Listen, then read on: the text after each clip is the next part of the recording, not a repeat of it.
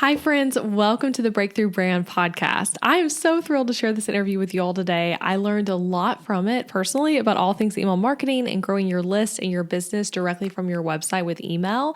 And I think you're going to learn a ton too. So I'm chatting with Davey Jones, who is the CEO of the popular lead generation tool BDOW, formerly called Sumo. So BDOW is now owned by Showit, who, guys, we all know and love Showit, right? Which we're going to get into the story behind the name. It's fun. And I literally remember last August, I was with Davey and Todd, who's CEO of Showit, for an event with Showit, and the two of them telling us, hey, we're thinking about buying this company, considering names. We chat over dinner about all the name possibilities, and now here it is with BDOW, and Davey's going to tell you the story about that today.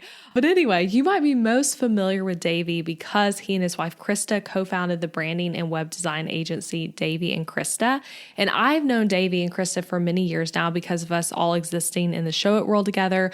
We actually first met in person back in 2020, pre-pandemic, on a trip to Cabo that Showit took their top designers on, which is still like a pinch me, like dream trip I've done in my business. And Davey was on that trip as well. So it was so fun to finally have him as a podcast guest.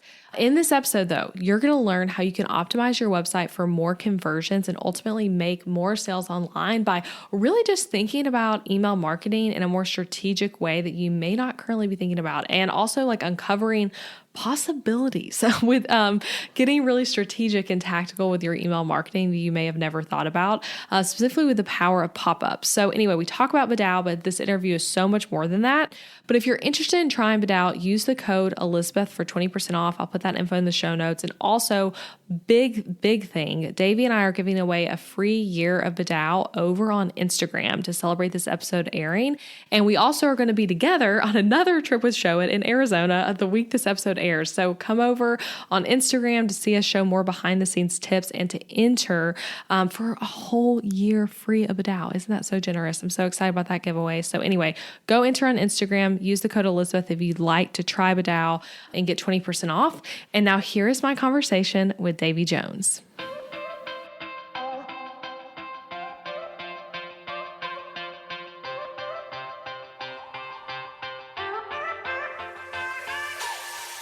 Hey guys, I'm Elizabeth McCravey, an online educator for entrepreneurs, website designer, wife, boy mom, and your host for the Breakthrough Brand Podcast, the show that's all about pulling back the curtain on how to actually build a successful business.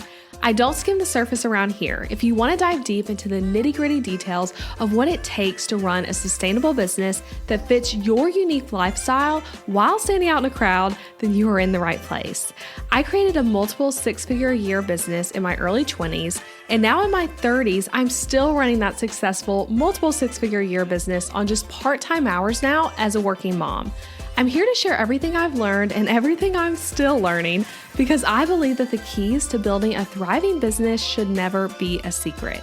Here you'll find episodes that are actionable, direct, and fun, like friends chatting business over coffee, and a fresh, honest take on the reality of being an entrepreneur. If you're ready to master online marketing, website design, personal branding, mindset, time management as a busy parent, scalable and passive income, and business strategy, then this is the podcast for you. It's time to build your breakthrough brand. Let's do this. All right, guys, welcome to the Breakthrough Brand Podcast and welcome Davey Jones. I'm so excited to chat with you. For people who aren't familiar with you yet, can you tell a little bit about who you are, what you do, and who you serve in your business? Yeah, absolutely. I am just honored to be here. I've been really looking forward to chatting with you about lead generation.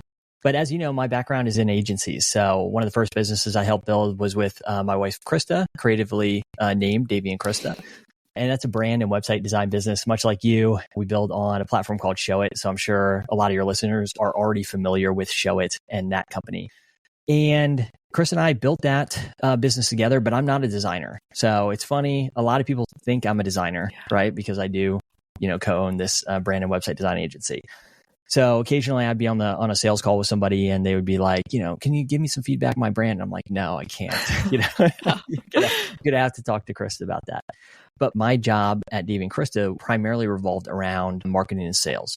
And as we were building that business together, we'd build websites for people. And typically the next question that people would ask would be like, hey, so, you built this website for me. How do I get traffic to this website? Or how do I start using this website to generate leads? And since that was my primary role at Davey and Krista, most of those questions would be directed toward me. And so I started coaching some people, and I started taking on some clients and doing Facebook ads, because that was another one of my roles over at Davey and Krista, was running our Instagram and Facebook ads. And I really enjoyed that. It was an opportunity to actually work with clients, right? Whereas Krista and our design team typically are the ones that are working one-on-one with clients. So there's an opportunity for me to serve people. So I was really enjoying that. But then I had a conversation at a conference with two of my good friends. And they were, they had a similar background in lead gen and Facebook ads. And we were talking about, wouldn't it be cool if we did this together? So we started Till Agency, which is a paid advertising agency. And we'd run Facebook and Instagram ads for people. And that was a really great experience and taught me a lot about building a business, helping others build their business, driving traffic to a website, lead generation. And we manage millions of dollars in ad spend for probably a lot of companies that your community is familiar with, like Flowdesk, Dubsado, CloudSpot, Showit, and a lot of course creators as well. And I also, my friends that I ran that with, they're two very intelligent people, so got to learn a lot from them as well. So started doing that, ran that for about 5 years, and here I am running BDOW now. Excited to chat a little bit more about that. But BDOW is a form and pop-up tool, formerly known as Sumo. Some people might know it as SumoMe, but basically we help people build their email list. Yeah. But you just do so much too. I also just thought about this, but didn't you and Krista used to do, or still selling meat, right? That you're farming and stuff like that. Are y'all still doing that? That's so random a question, but okay. Yeah. So when we moved out to Lexington, we started homesteading a little bit. Yeah. And I have a friend who he runs a wedding venue. And by runs a wedding venue, he owns a wedding venue down here. But he's also had some farm experience as well. And so he was kicking his farm back up, and he was like, hey, do you want to do this together? Not sure why he asked me, because I have no farming experience. But started, we were running a farm together for a time and selling meat in kind of like a butcher box style, a subscription meat to your door kind of service. But no, I'm out of that. Yeah. So, yeah. I've admired always how multi-passionate you are, and how just you have your hands in so many different types of businesses and different things, even though they all can overlap to an extent. It's just really cool. Yeah. So with BDOW, formerly Sumo, I still remember, because you and I have been to so many Show It related events together, but last August we were there being pretend Shark Tank judges for Show It's event, which was so much fun. But I remember being at dinner with you and Krista and Todd and Elisa, and then you and Todd talking about how y'all were thinking about buying a company and thinking about names. And back then the names were a lot different than what you ultimately have gone with. But just, could you take listeners back to what it was like, y'all even figuring out that you're interested in going into business together and purchasing Sumo, and how that came up to begin with? Yeah. So I've known Todd for a while now. We met each other probably, I don't know, a decade ago or so. Yeah. We did a leadership program together out in Santa Barbara for over the course of a year, and got to know him through the Show It community as well. I mean, Krista being a Show It designer, and he's a guy who's become a good friend, and also just has always been sort of a mentor. If I needed business advice or I was feeling down about something, I'd give him a call. And so just a super wise guy all around. And I just think low key, one of the best business minded people out there. So I've known him for a while. A few years ago, he reached out and he was like, hey, I'm thinking about acquiring this company. I'd love to partner with you on it and, have you run it. And, at the time, I'm running Davey and Krista. I'm running the farm still. I'm running Till Agency, just, a lot going on. Wasn't quite sure that this is what I wanted to do. So I took some time to think about it. And then when I got back to him, that opportunity pretty much sailed. So I was like, hey, if something does come up again, I'd love the opportunity to work with you, and sort of held it loosely, never really followed up about it. I just figured, who knows if something like that were to ever come up again. Right. But he eventually reached back out and he was like, hey, this opportunity came across my desk. And at that point I was like, no, I know I want to do this with you. So told him yes. It was funny. The opportunity that we're talking about was Sumo. I used to have a Sumo account, probably back in 2017, went and logged back into my account. Sure enough, all the emails that I collected and stuff were still there. So that was exciting, like immediately recognizing the company too and having some familiarity already with that company. And yeah, I mean, the process, I'm happy to answer like any specific questions you have about it because it's a wild process. It feels a lot like buying a home, but just more fragile. Like the deal's more fragile. It feels like there's more things that can fall through. There's a lot of moving parts. So, the whole process started about this time last year. So late 2023. And then it took, almost 6 months for the deal to close. There's this whole due diligence phase, which is kind of like a really intense home inspection, that lasts over many months, making sure things work and, everything that they say is true, them getting a feel for us and whether we'd be a good fit for, taking over the product and all of that. But yeah, happy to answer any specific questions you have about it. Yeah, I'm curious with like acquiring this part of the larger company, did you have any team that came with that, like from their team, or was it like you're just acquiring this particular product? Yeah, no, we were just acquiring the particular product. So we didn't have any team members come over. It was just the app itself. For those who are familiar with Sumo or SumoMe, it's part of a larger company called the Sumo Group. So the Sumo Group owns Sumo and they own AppSumo and they own King Sumo and a bunch of other tools. AppSumo is really where their focus has been the last few years because it's turned into like, nearly $100 million company, I think, which is one of the reasons why they wanted to divest out of Sumo. So that was also one of the reasons why we knew we'd have to rebrand as well. One awesome thing that happened along the way, though, is that we got connected with a developer who helped build the original Sumo app. And he had come on as our CTO. Colin, he was an answer to prayer.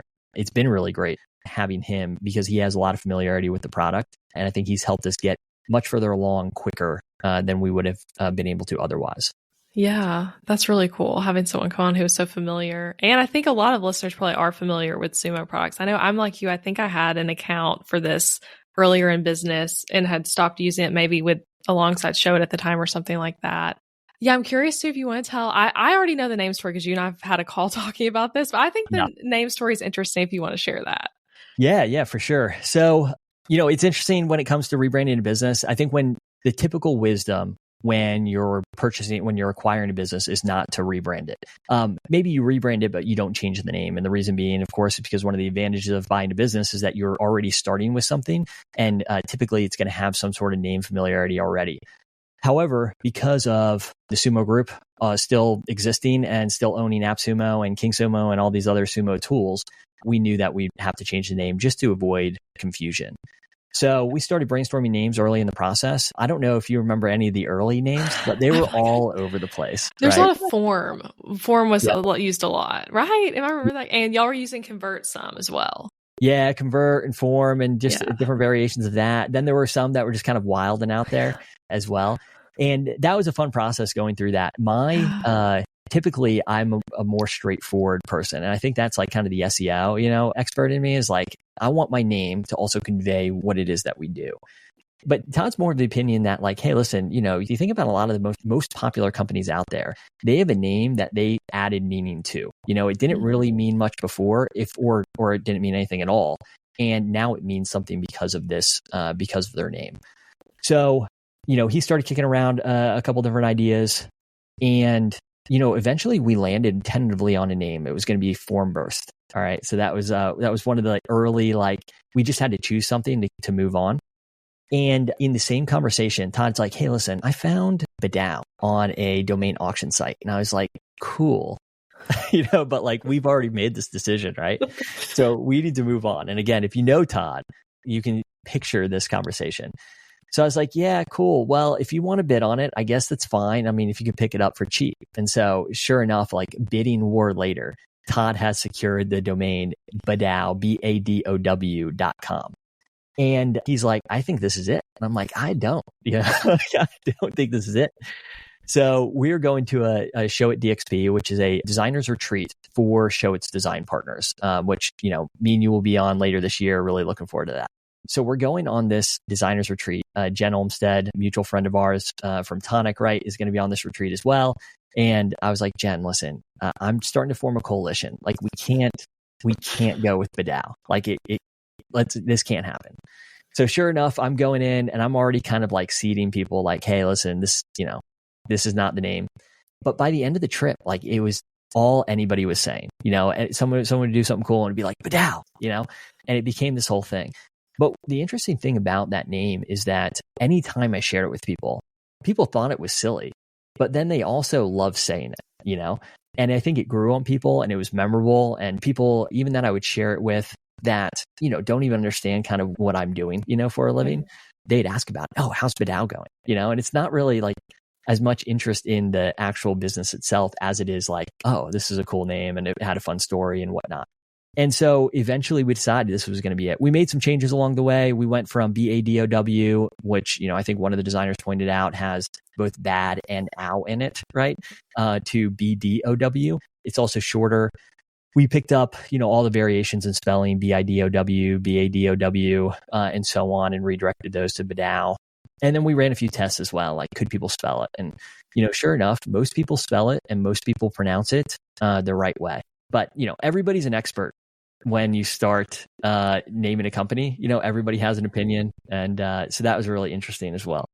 Yeah, it's so true. So many things in business. If you ask too many people, all of a sudden nothing makes sense that you thought made sense, and everyone has completely different thoughts. And I love how for BDOW on the website, you guys make it really easy to figure out how to say it. If someone were landing on there like, wait, I don't know how to do this, you have like how it's pronounced and all of that, which is helpful. Yeah. And it also reminds me of Dubsato's name, which is another like notable, company in our industry. And that one I would argue is harder to say and spell than BDOW is even, but it's like, you love it. It's so unique. Yeah. And yeah, it's fun to say and spell once you figure it out and all that. So I love that. And after a while, it's just not a thing, right? And so many people were like, oh, this isn't, you're going to really shoot yourself in the foot because people aren't going to be able to pronounce this. And that hasn't been the case. But then there's also, once you start looking, you realize there's so many companies out there that are popular that like Klaviyo, for instance. Is it Klaviyo or Klaviyo? Gusto, Gusto. I mean, the list goes on. But yeah, I think a few things that we really wanted to get at is we want it to be memorable. We thought like, okay, so we're coming from Sumo. So it's not as if the tool was called like Lead Capture Pro and then we changed it to something more obscure, right? Yeah. We went from sort of a silly name to another silly name. Yeah. And so I thought there was some opportunity in that as well. 4-letter domains are hard to come by. So we were able to pick this 4-letter domain up for relatively cheap, especially in relative to sumo.com. Sumo.com, that domain cost the Sumo Group $1.5 million or something like that when they bought it. So yeah, that's crazy. How long ago did they buy that domain? Do you know? I want to say if you Googled it, it would come up, but it would. It's going to be somewhere like 2018, maybe 2019. I find domain buying so interesting. And I had an episode recently in this podcast about ConvertKit changing to the 3-letter kit. It's like, that's like such a huge undertaking. And kit's like the complete opposite direction that you guys are going of like, this is very different and niche versus like a more word we all hear all the time. Yeah. So let's talk about BDOW though, and like what it is for listeners. Most people listening who are building an email list, which I know you're a big fan of, like how we should work on building an email list, which I'm all about and talk about that a lot in this show. But like, we're using things like Flowdesk, ConvertKit, or even something like Kajabi for our email list. So could you explain to people how BDOW is different from those?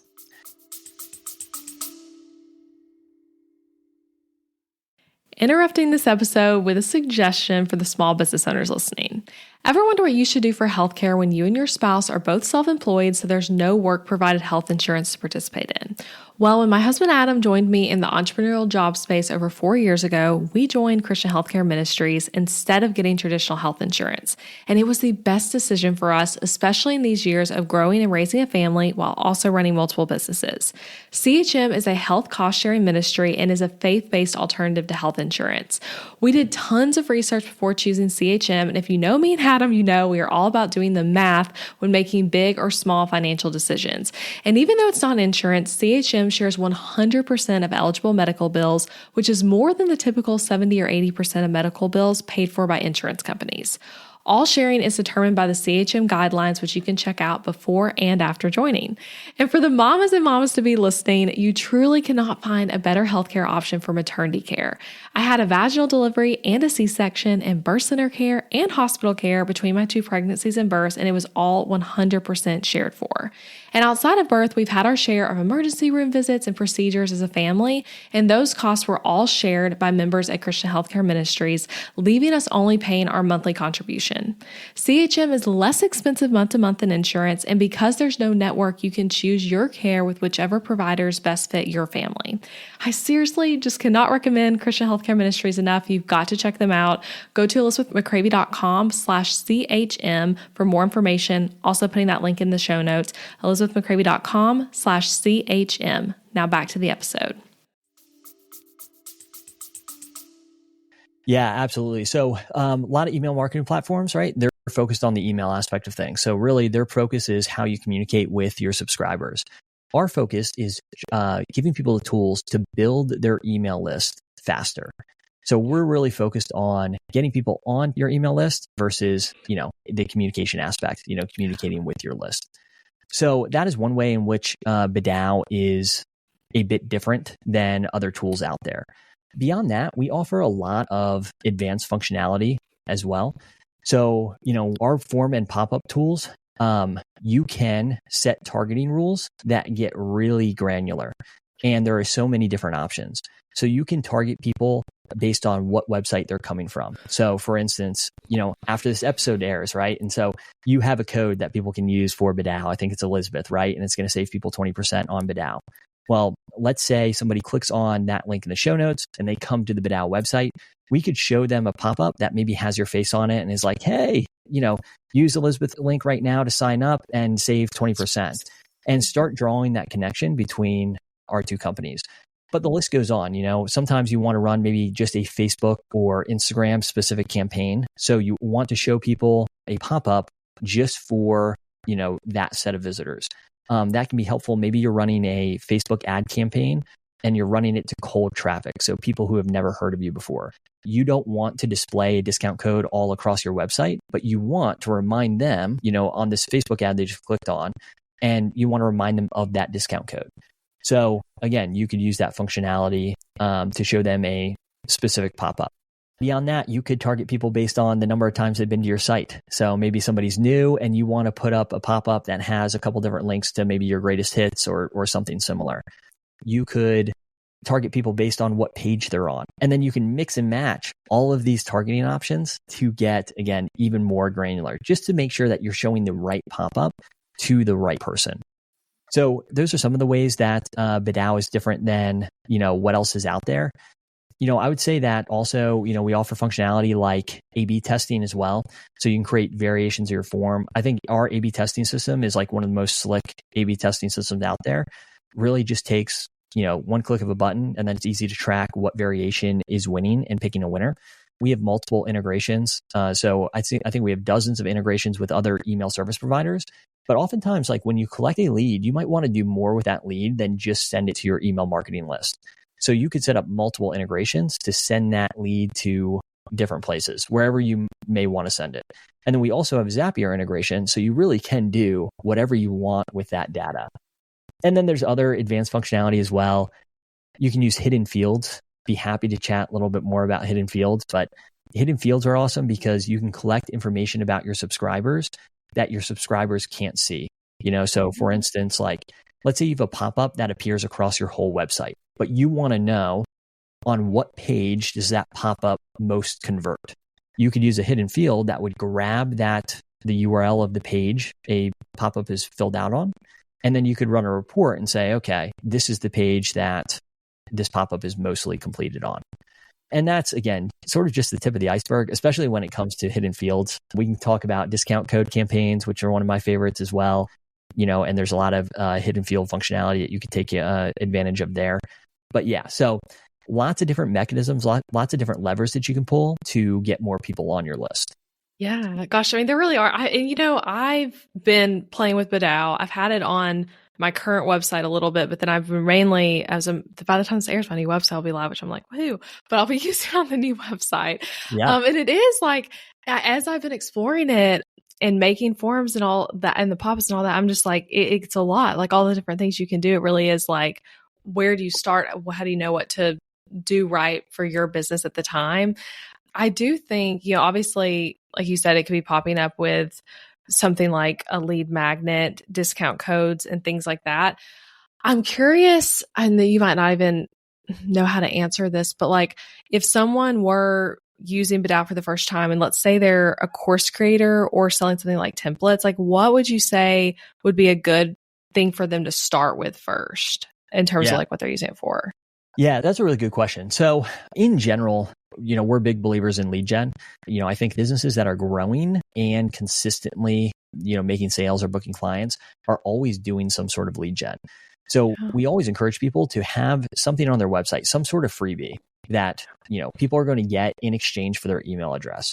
So that's a good place to start, just standard. Having a pop-up, that appears that sends people to a landing page where they can complete a form and get that freebie. I think that's like a good standard place to start. You always want to be building your email list, and you can always market to those people down the road. If you're selling something like templates or a course, you could always offer new visitors a one-time discount code that they could use. This is one of the easiest things to set up, especially if you use WooCommerce or Shopify. So you can integrate with WooCommerce or Shopify using BDOW. For instance, we use WooCommerce. And when you connect that integration, you can create a discount campaign. When you create the discount campaign, you set up your discount. So whatever you want it to be, whether it's $20 off or 20% off or, whatnot, you set up the code. And anytime somebody completes that pop-up, they will be generated a code that's unique to them. That's right? So cool. And what you can do, again, with that hidden field functionality, and we have tutorials on all of these things. So I'll make sure I send those to you and you can include them in the show notes. You can use a hidden field to send not only the subscriber information to your email marketing platform, but the discount code as well. So then when you follow up with people, you can say, hey, Elizabeth, thanks for expressing interest in, whatever product it is. Remember, you have 48 hours to use this code, and then you can dynamically insert the code in the email. And those are, I think, one of the most effective campaigns. It's Krista's favorite part of, BDOW because it's so simple to set up and then it's so effective. So those would be good places to start if you want a little bit more guidance. Yeah, I love that. And that's really cool. The WooCommerce and Shopify integration of like it being that unique code. And I know for me, when I shop for, more lifestyle, less business to business products, but like I get that all the time where then they follow up with you and it's like, yes, like I was going to forget about this and not use it. Had this like the follow up, not come in and the unique coupon code and the, you encouraging me as a new visitor to use this. Yeah. So effective. Yeah. And there's a reason why why pretty much every e-commerce shop has some sort of campaign like this set up on their website. Yeah. Yeah. And for people listening too, I mean, something just I think we should kind of note is like within Show It, like without BDOW, a lot of this stuff is not possible. You could kind of makeshift some of it, but it's like this is like you can't do X intent pop-ups that same way. You can do like where something pops up at a certain percentage on the page and things like that. But this makes it all feel a lot like you're getting the data and like less complex, I would say, as someone who's been using Show It a long time. Yeah. And with Show It, of course, we all love Show It. Definitely our recommended website platform. Yeah. But, there's additional controls as well. I mean, like people get annoyed with pop-ups because it seems like something that's often interrupts us. But really, a pop-up should meet a visitor where they're at, right? So, for instance, with a lot of just website platforms like Show It, you can set it to trigger on a certain scroll depth. So somebody scrolls 50% of the page and the pop-up appears. But what happens is if they scroll up the page and then back down the page, it appears again, even if they opted out, right? In BDOW, there's more granular settings so that if you don't want to show a pop-up again to somebody who has opted out of that pop-up, like they've clicked the X, then you can set it not to appear, or you can set it not to appear for 2 days, so that there's some space between that. One of my favorite features lately of BDOW is our Show a Tab feature. And so the way this works is you can create a pop-up that when somebody clicks out of it, it minimizes to the bottom of the screen. Oh. So there's a little bar that shows up at the bottom of the screen. It will have some sort of title. So let's say it's a discount campaign, save 15% or whatnot. If they click it or if they click out of it, it goes to the bottom and it will just say save 15%. And so if people want to return to it, all they have to do is click it and it pops back up. So it's a way to have like the power of a pop-up, getting a message in front of somebody, but at the same time, not being as obtrusive. Yeah. I love that too. Cause sometimes I think about something like a discount code coming up for a first time visitor. Like they might feel like, hey, I really need to look at your templates. I really need to look at this course before I actually know if I want to do it. And then you can feel like, wait, I don't want to click it off because then I'm going to lose that deal, especially if it actually is only showing on a first time visit. That's so cool then for it to just be minimized. I feel like I was actually I was telling you this before we started recording, but trying to book plane flights for our trips. And Southwest has a special deal for me that I had that issue with where I was like, if I click it off, I'm going to lose it. And I screenshot it on my phone. It's like that would really kind of prevent that issue. That's so cool. Okay. Let's talk about though for forms and lead magnets and pop-ups as well. But like, how do we know? I know you have some like benchmark statistics for us, but like when we think about like, okay, we have a lead magnet, we have a form. Is it even converting well? Like what is good percentage wise on conversions? Yeah, that's a great question. And one we get commonly, I think one of the things that I would encourage people to do is just get something launched. Benchmarks are really helpful just to understand, okay, is this performing well or not? But at the end of the day, once you get something launched, you have your own benchmark, right? And then every time you launch something new, you can use, that previous form or pop-up as a benchmark and try to improve that a little bit each time. So we offer a lot of different form and pop-up types. And we don't have data that says, oh, this is the best performing type of pop-up, because it's really a lot about finding the right tool for the job.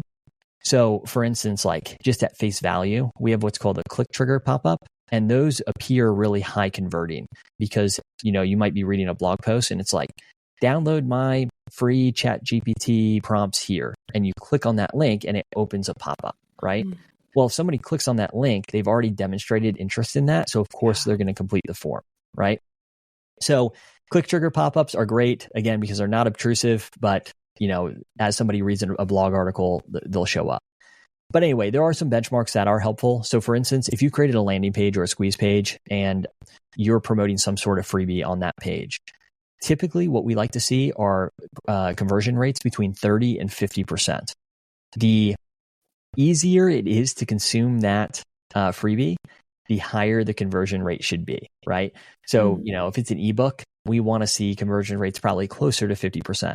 If it's a webinar, it's not uncommon to see conversion rates of maybe a little bit closer to 30%. Why? Because when you sign up for a webinar, you're committing, potentially an hour of your time, at some point to actually consume that freebie.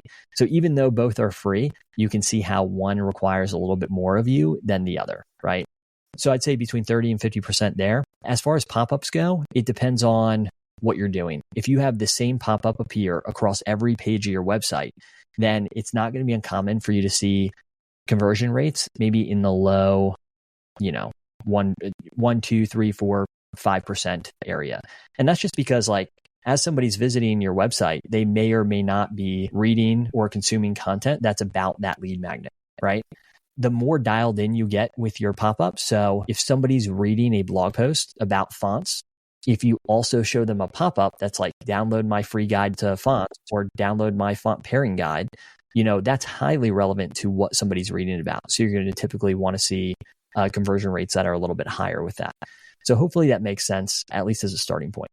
Yeah, that does. And with that example you just gave of like a freebie about fonts on blog posts about fonts, would people be putting, just to think about how we would practically do this. So in BDOW, we're making this form, right? How would we make it end up going on to these different blog posts? Like say there's multiple blog posts where you talk about something where that freebie would be relevant. How are you connecting the two?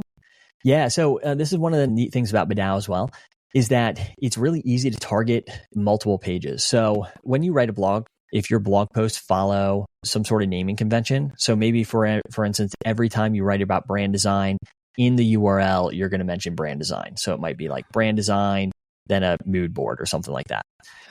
You can target slugs or you can target URLs with that contain, specific words. And then that way you're targeting more than one blog post at a time, and you don't have to go and grab every single link, every single specific link that you want to target. Yeah. You can do the same thing with categories as well. So let's say you have a brand specific download for brand design and all the content that you create, along the lines of brand design. You could target that category with a specific pop-up. That way you don't have to go grab every single URL and paste them into BDOW. You just set up that one rule, and then that pop-up will show up on all those pages. Yeah. I love that, especially when you think about people like me and you who both make a lot of content. I'm like, I could really use that on my blog for getting really specific on like, hey, this freebie relates to these blog posts. Let's do a pop-up with it. I love that. And then that can grow with your business too, of it not being the individual ones, but like when there's new content that falls under those parameters, it's just getting included. Yeah. And I would recommend people try not to get in the weeds when it comes to setting up the display rules. One of the easiest things to do, I think some of the lowest hanging fruit, something that'll get you a quick win, is go into Google Analytics or wherever you keep analytics and look at your most read blog posts, right? And then say, okay, I'm going to take these top 10 blog posts and I'm going to make sure there's a pop-up that appears on those pages that's maybe relevant to that post, or mostly relevant to, what it is that I do. Because I don't want people to think like, oh, for every blog post, you have to have a different lead magnet. I'm a big believer that really you only need one lead magnet to be successful, right? Yeah. Like that's all you need. But figure out what your most read pages are, put pop-ups and forms on those pages. And those are the pages that you're most likely going to see higher conversions on anyway, because they're the pages that are getting traffic. Yeah. I love that. Yeah. With that, you just said that you feel like a misconception is that people think we need a million lead magnets, which, I'm someone who has so many lead magnets. It's not even because I think that's the way it needs to be done. It's just like at some point, content-wise, you acquire a lot of lead magnets. But what are some mistakes you would say you see business owners making in regards to lead generation and growing their email list? Yeah, so that's one of them, I think. I think creating something new, mistake number one, creating something new rather than using something that you already know works. This is a big one. I think when we think of a lead magnet, we're like, okay, I'm going to go and make this new content. And any new content you create is unproven content, right? Yeah.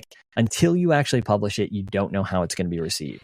So a wiser way to go about this is to say, okay, what tools do I use in my business that I could templatize, right? One of my favorite lead magnets that we created was an SEO lead magnet. And it was based on an SEO brief that we've used in all of my businesses.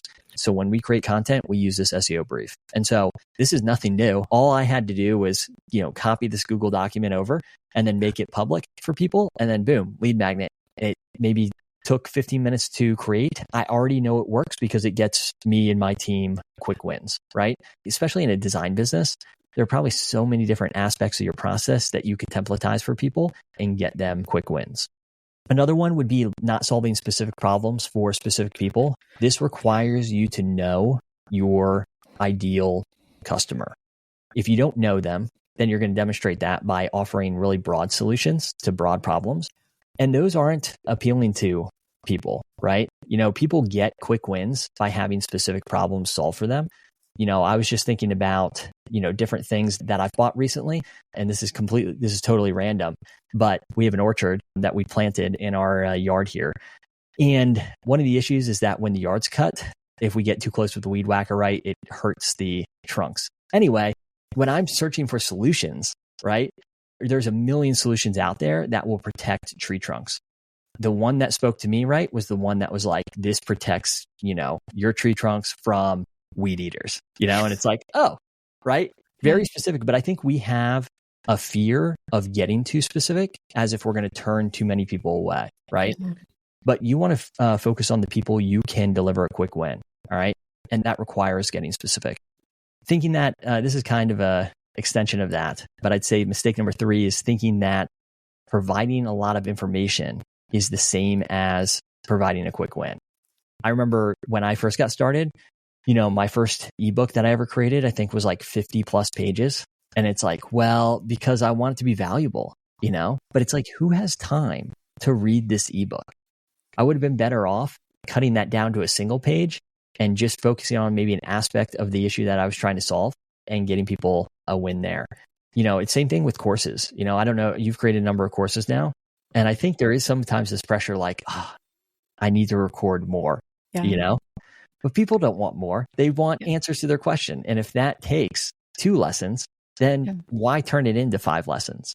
Yeah. And I found with courses, it's even like, it is, from a marketing perspective, actually like a negative marketing thing if the course is crazy long. Like, that's not what you need to lead with. You need to lead with like what it's going to get people, not the length, because people don't just want more stuff to watch. It's like, hey, what will result if it is a longer course? Does the length get me? But too often new course creators do get stuck on like, it is this many hours of content, and that's how you're like trying to sell it. And it's like, that's not what's going to sell this. Yeah. When people buy stuff, they're trying to solve a problem, and it should be all about how quickly you can help them solve that problem. You know, 4th mistake, not sharing about things. You know, I think this is one of the most common things that I see. You know, people will create a lead magnet, they'll have a mailing list, they'll wonder why people aren't signing up. But it's like, when was the last time you shared about this? Well, on stories like last year. And it's like, okay, well, this needs to be something that you share about quite literally every day. You know, your business solves a specific problem for people. And so, you know, whatever problem you're solving for people should be at the center of your lead magnet. And so there should always be an excuse to talk about it. You know, if you're some sort of wellness coach and you're helping people solve joint pain, you know, you might have a lead magnet of like, hey, here are 25 foods you have to cut out that cause inflammation, right? Well, anytime you're talking about inflammation, that's an opportunity to say, and I have this free guide here, you know? That doesn't get as annoying as people think it does, you know, like especially when I'm going to like a new Instagram account for information, like I want to hear about that stuff. And it would be a problem if everybody was like, well, I shared about this yesterday, so I can't share about it for 30 more days. You know, audience is always turning over. So we shouldn't be concerned about quote unquote oversharing. Yeah. And then the last thing, overcomplicating things. I'd love to hear about your experience with this as well. But I think one of the things that I thought early on, especially around like course creation, selling digital products, is that I had to have really complicated funnels. You know, like my marketing had to have all the automations, you know, and I had to have 10 different sequences. And that, you know, if someone clicked on this link, they were going to go over to this sequence or, you know, whatever it might be. But the reality is simple sells.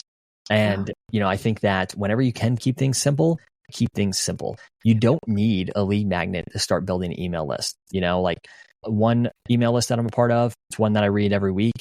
You know, the guy who writes it, he'll just be like, hey, tomorrow I'm publishing an email on XYZ, you know, 10 lessons I learned from whatever. Yeah. And, you know, that's one of the ways he drives growth to his email list. And it's kind of like having a different email or lead magnet each time, right? He's promising free information for a subscription, but it didn't require him to create anything other than the email that he's going to send. And that's a great way, I think, just to get started. So this was made really apparent to me recently. I was at Craft and Commerce, actually, and they did this mastermind in advance of it. And Bonnie Christine was there and she shared.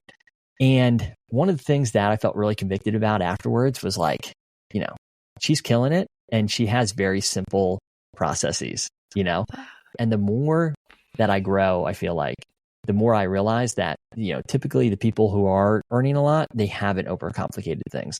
They've actually just focused on the fundamentals and focused on doing them well.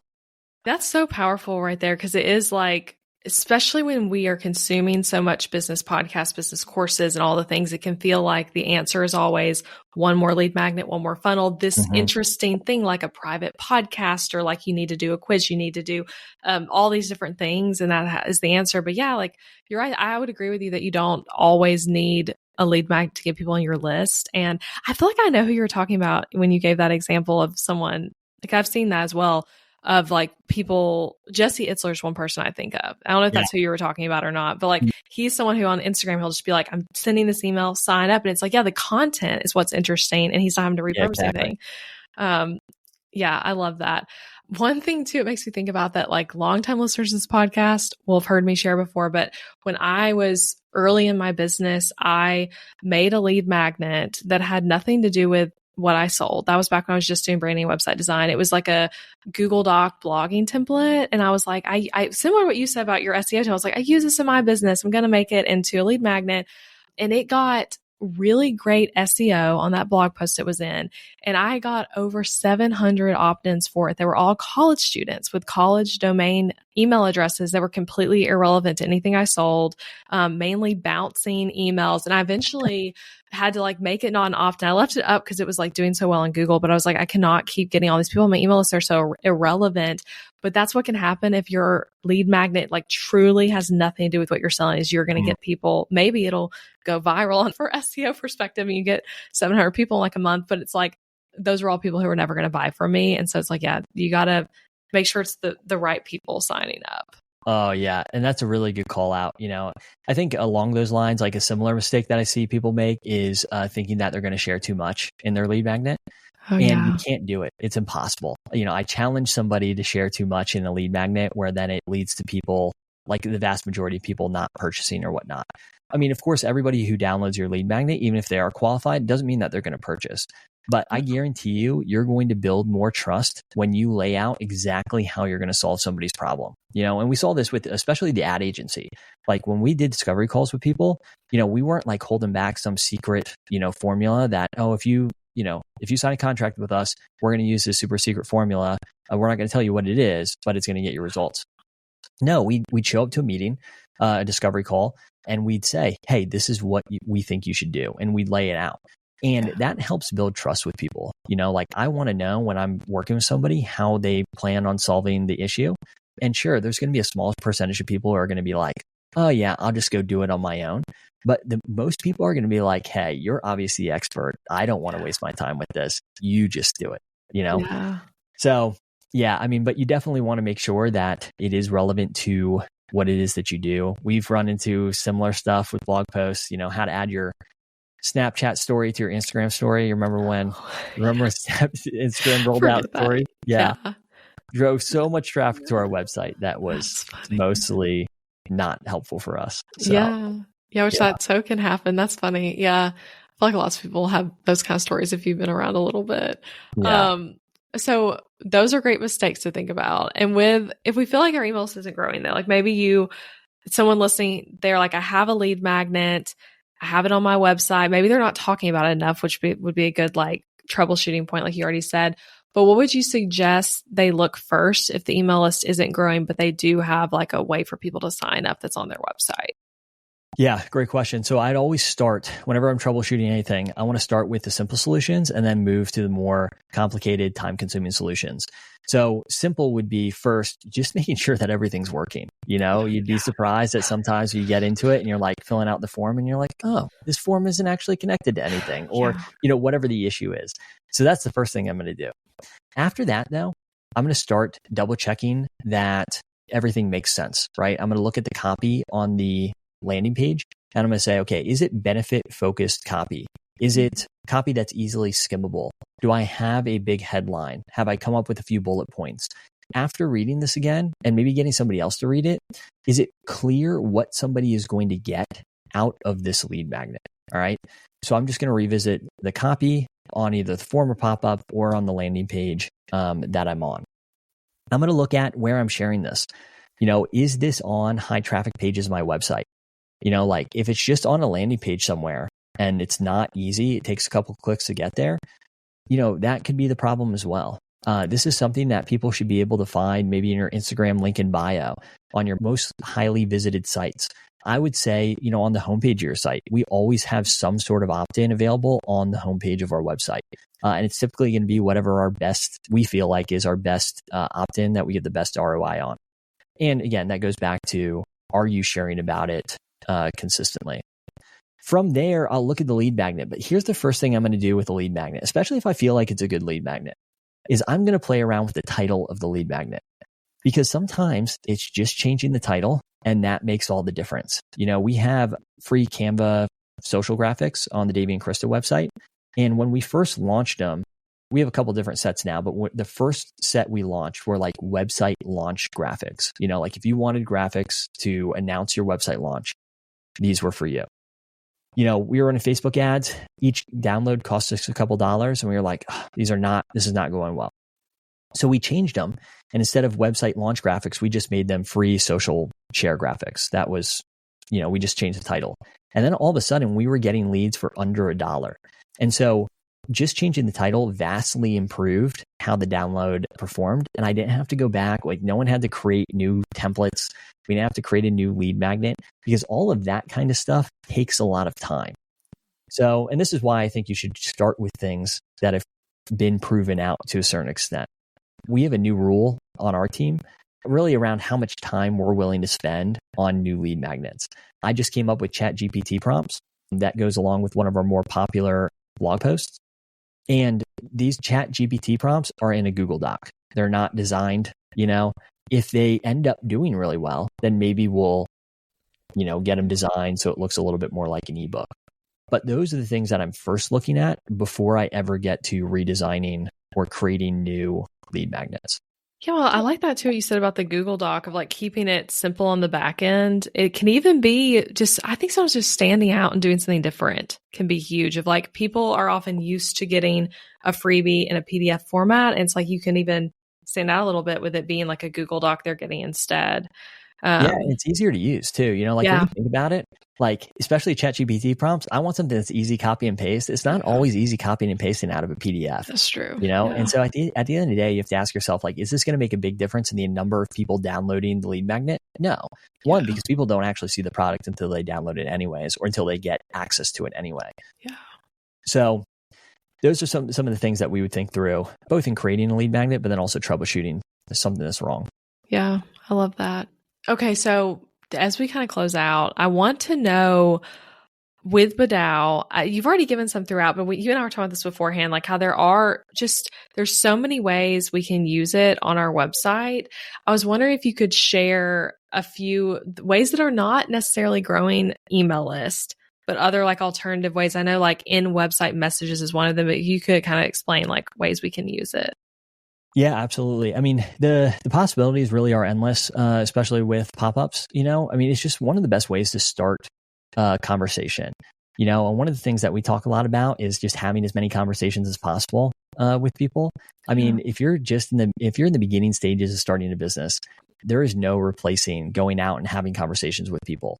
Yeah. No one is going to be talking about your business in the beginning if you're not willing to talk about your business, whether you're starting a podcast, you're starting a design business, whatever it is that you're doing. And so in building BDOW, the minute I took over, one of the first things that I started doing, and because I reached out to you as well, is reach out to everybody I know and tell them about this tool and how it might work for their business. Not in a pushy way, but like, hey, this is what I'm doing now, and this is what this tool can offer you. I think that's really the basis of like lead gen, right? Because at some point, somebody, or hopefully somebody starts having that conversation without you. So they're like, hey, I'm trying to build this design business, and somebody's like, oh, have you heard about Elizabeth McCravy's podcast? Like that's where you want to get to, where people are having conversations for you. But anyway, back to your original question about how you can use BDOW on your website. Not only can you use it for email opt-ins, you can also use it to promote the different things that you have going on. So one of those things might be promoting a sale. I think the more popular ways that you see this done is using like sticky bars across your website. So it's a long horizontal bar that sits at the top or bottom of your website, and it might say something like, save 25% for however long or whatever sales going on. It might have a countdown timer in it, right? That might be one way that you use it. You can use it for other website messaging. So for instance, on the BDOW website, when we rebranded to BDOW from Sumo, we have a pop-up that shows up that Sumo's now BDOW, so that people can sort of read about the change.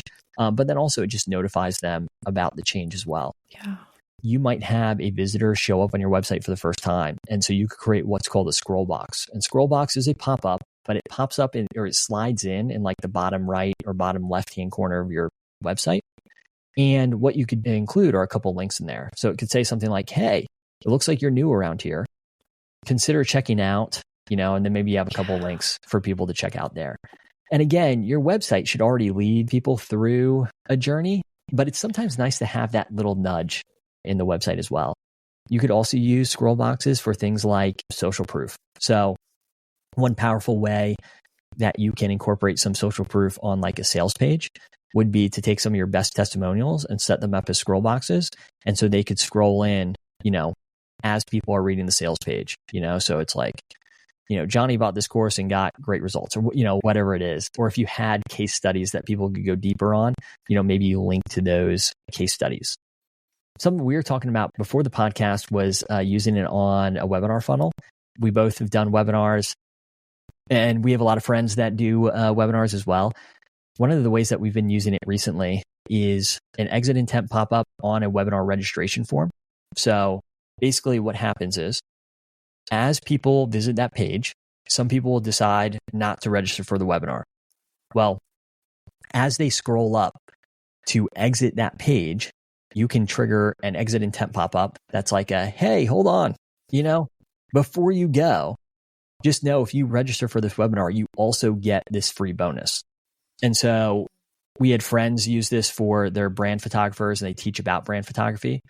So they were running a webinar about that, and they used this exit intent pop-up. They were able to get something like 175 extra registrations for their webinar. And as you know, in selling courses, 175 extra people registering for your webinar could equal thousands, if not tens of thousands of dollars down the line, right?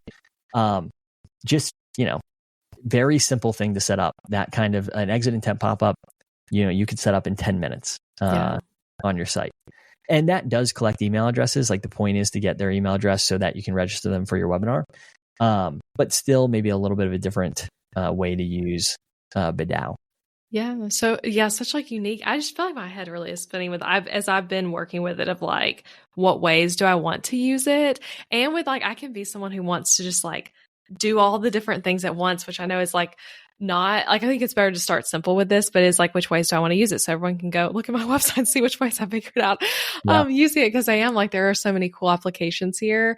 And one thing I really love about it is it is so like user focused, like it's ways that are helping the experience, like that webinar thing. It's like, like reminding someone that they're going to get this thing if they sign up as they're leaving. It's just so intentional and really following like the actual experience of the user. Like, this is popping up at this point. This is coming up when they're exiting. This is only in the bottom, so it's not too distracting. Like, just really, I just love it all as a web designer of how intentional it is. Yeah. And, that's what I tell people is because, one of people's questions, and rightly so, is like, well, I don't like pop-ups. They're, obtrusive, they're annoying, whatnot. But really, pop-ups shouldn't be that way. They don't have to be that way. And it's really a matter of how you set them up. And, BDOW gives you a lot of control over how you do that. I compare it to like an in-person store experience. Like, if you were to walk into a shop and you're looking for something and there's somebody in there and they say nothing to you, it's like, that doesn't make your experience better. If anything, you're probably thinking, okay, that person's kind of rude, like, what's with that person? That person probably will say something like, hey, is there something that we can help you find? Right? If you have a shop page and you have a quiz that helps people pick, or find the right product for them, that's a great pop-up to have on your shop page, because it's the same thing as that store example. You're simply asking somebody, hey, is there something I can help you find? It's pop-ups that are hard to close, that seemingly irrelevant to, whatever it is that you do. Those are the annoying ones. Yeah, I agree. And I feel like this tool helps you like make sure you're not doing that type, because you can sometimes, when you're just building pop-ups like directly in your website builder, make it where it's not clicking off easily and things like that on accident, especially on mobile. And this helps you like avoid those potential problems. Yeah. And you can set pop-ups up to not appear on mobile if that's your preference. Yeah. I like that. Yeah. Yeah. Because it can be hard on, and at least for a lot of us, like selling courses and things, people are often actually buying on their laptop anyway for a bigger purchase like that. Yeah, that's awesome, Davey. Well, thank you so much. Okay, let's tell everyone where they can find you. And also, I'll go ahead and share this real quick. For people listening to this live, we'll be having a giveaway over on Instagram. So go to my account as you hear this, giving away a whole year of BDOW to someone. So like such a generous giveaway there that you guys can go get. But Davey, go ahead and tell everyone where they can find you and BDOW. Yeah, awesome. So you can learn more about BDOW over at BDOW.com, and that's BDOW.com. You can find us on any social channel that we are on at BDOW Leads, so BDOWLEADS. And then you can find me personally over at Davey T. Jonesy on Instagram, and you'll get a mix of things there, but you'll get some business. You'll also get some family stuff as well. Love that. Awesome. Well, thank you so much for being a guest. This was so, I think, helpful for listeners and myself. So thank you so much. Yeah. Thank you for having me. Thank you for listening to the podcast, friend. I appreciate you being here. That just flew by, didn't it? Hey, if you enjoyed this episode, I really want to encourage you to check out my website where you will find tons of resources to help you grow a profitable and sustainable business. Over on ElizabethMcCravey.com, you'll find things like free workbooks, guides, quizzes, lock screens, and checklists to encourage you in your business, help you grow, and give you practical solutions to many business problems. You'll also find my top business tools. Yes, I literally list out all the major ones for you on my website. And I even have a lot of special discounts and offers for you guys to snag as you try these products, services, and softwares. If you want to take the podcast content and make it super actionable, my resource page is here to help. So go to ElizabethMcCravey.com/tools to access everything. I hope you have fun exploring all of it over there. And if you loved this episode, leave a rating and review for the show wherever you're listening or share with a friend. That's a great way to support the podcast, and I appreciate it so much. Thanks again so much for listening. I'll be back next week with a new episode. Bye for now.